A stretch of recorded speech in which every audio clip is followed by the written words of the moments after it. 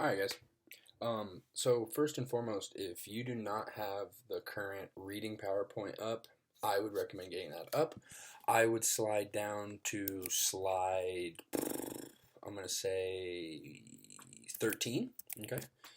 Um, and all we're really focusing on, and what we've been focusing on right now, is something that we left off with right before the coronavirus came and we left school. And that was talking about theme.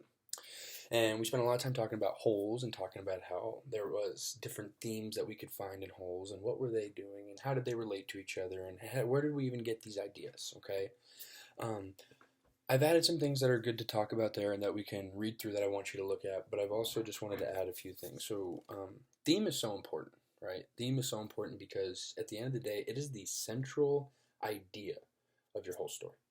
Whole story, okay? Your theme comes from a good setting, having good characters, and having a good idea. Okay, think of it like a triangle, and then the middle is your theme. So it sort of looks like this. I don't know if hopefully you'll be able to see this. All right, I made it earlier, and I was thinking about it. Let's see, characters, idea.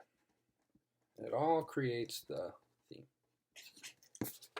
Think of it like a little triangle. You can pause that and maybe look at that in a minute.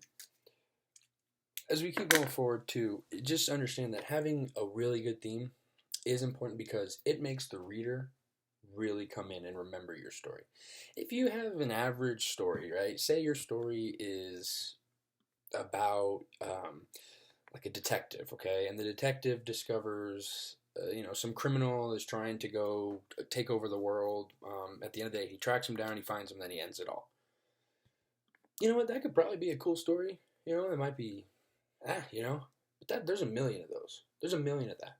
What if you turned around and told me there was a bad guy came over. He was trying to take over the world, but his plan was to take over the White House. He figured that if he went in with this intricate plan and started to crash all of society's electronics and technologies, that would be his way to come into the country and then take over the president from there. We don't know what happens next. We don't know what's going to go on. But that right there, I can do so much more. I can give so much more detail. I can explain so much more. I can make the reader go, oh, wow. I wonder how he's going to make the entire world crash. I wonder how he's going to go take over the presidency, okay? I wonder how he's going to do these things. How is he going to take over the world? When someone says, how are you going to take over the world, you should be able to really explain that and go into detail and be able to say, oh, like there's a million ways we could do this, okay? So when you're thinking of theme, remember to think of it as the central idea that is developed through our plot or our main idea, our setting, and our characters. I'm going to add more slides with this too, so you can see these and get these in there as well. I just wanted to talk about it once, okay? And just like I said, think about really trying to get the person that's reading your story to go, holy cow, this is interesting. I want to read the entire thing as fast as I can, okay? Versus they read a line, maybe two, and they go, yeah, okay, we'll get to that one later. No, come on. Focus. Spend that time, really draw them in. How do we do that? Well, first of all, having a good idea, right? Having some kind of idea that you create about, a good guy versus a bad guy, protagonist and antagonist. Thinking about different crazy worlds about people traveling to seven these countries or adding magic or adding time travel or adding superheroes or adding any kind of something that you can do to really flavor it up. That'll be the first step, and that'll be the thing that'll really help, having a good idea. Next, if you really focus on your characters. All of you have told me about your different Netflix shows, Hulu, YouTube, Twitter, whatever you're on, okay, and you've seen characters, and you really start to like some of those characters, or that's your favorite character. Well, let's pause. Why is that your favorite character? What did he or she do to be your favorite character? But more importantly, what did the author do? They took the time to get you to relate to a character. All right, people who like to read books and stay inside more and don't really and like to be by themselves might find a character in a book or in a TV show or in a movie and find them relatable if that character does the same thing.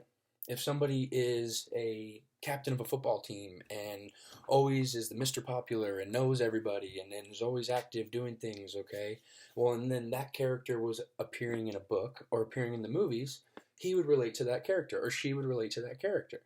Because that is somebody that they find or they can draw a connection with. Instantly right there, it makes the story and it makes the movie, the TV show, whatever it is, so much better. Because now you have people watching it, and there's a difference, okay? There's a difference between just watching something, kind of having it in the background, you know that times when you're not really paying attention, versus when you're sitting there and you are just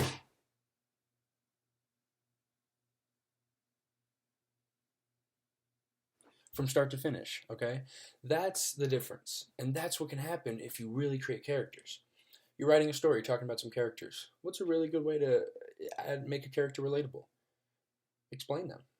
Explain them more than just about what they look like, what they sound like, how they talk, how they walk. Explain their past if you can. If that's the type of story you can write. Okay, or if it's in maybe first person and you're trying to introduce characters, have it explained over time, bits and pieces of it. Maybe something crazy. Maybe there's a character that everybody starts to love all of a sudden because we start to find more and more about them, right? There's been plenty of times, I bet all of you can take a second and think, right, about when you first watched a TV show and in the first 2 episodes, maybe even 3 episodes, right, there's one character you're like, that character is awful. He's the worst character. He's clearly the bully. He's the mean. He's the bad guy, right? And then 4, 5, 6 episodes in, you kind of start to learn that, well, at home, his mom might have passed away a long time ago, and maybe his brother or sister's kind of sick. Maybe he's trying to take care of the whole house. Maybe there's a lot of things on him, and you start to relate more. You start to learn more about this character, and that makes the character that much more interesting.